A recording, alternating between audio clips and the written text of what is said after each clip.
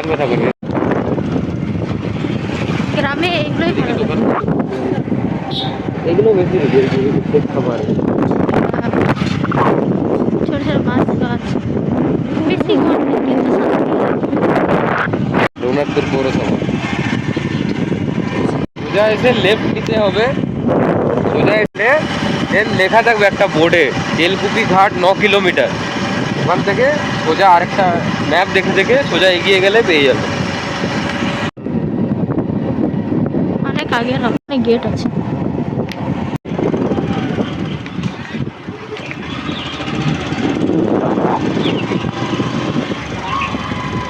জৈন মন্দিরটা যেটা গেছিলাম আমরা, জৈন মন্দিরটার পিছনেও কিন্তু আছে, মানে ইয়ে ছিল নদী।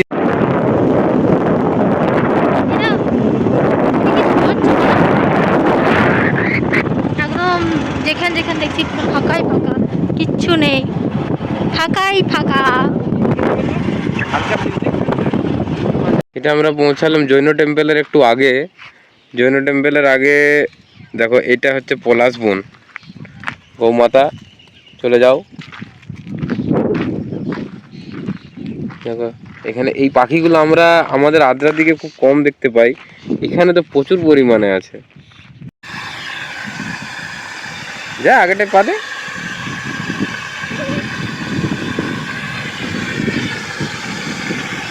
এদিকটা দেখতে হবে, একদম মানে গ্রামের জায়গা, খুব সুন্দর।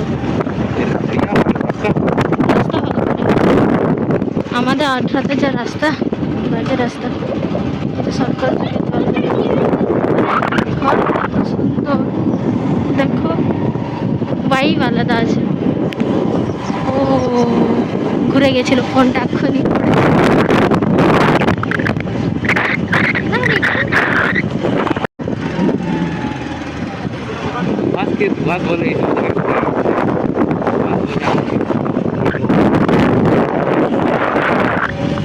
আমার ভালো লাগে গ্রামীণ জায়গা খুব। এই মন্দিরটা দেখো, বাহ বাহ বাহ বাহ, দারুণ লাগছে। সব অনেক আগেকার বাড়ি, অনেক আগেকার। একটা জিনিস দেখো, দেখো দেখো কি মজা লাগছে দেখে। জাদু জাদু জাদু। দারুণ মজা লাগছে, শান্তি হয়ে গেল। আমার বুদ্রুকে একটু দাঁড় করে দিলে একদম পুরো ক্লিয়ার হয়ে যেত। মানে ক্ষেতটা আছে বলে এখানে রাস্তা আছে।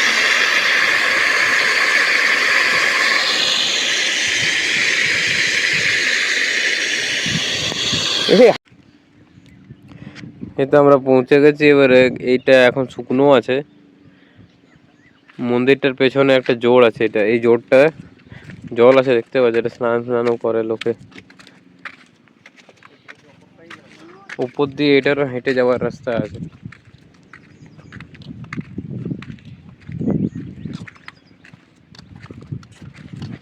এটা বর্ষাকালে এলে খুব সুন্দর। বর্ষাকালে ওইখানে মাছ আছে দেখো, এখানে নিচে মাছ আছে, জল জমে আছে। কত মাছ ঘুরছে দেখছো। ওগুলো যে নামতে হবে, দেন পাবে। বড়টা দিয়ে নামলে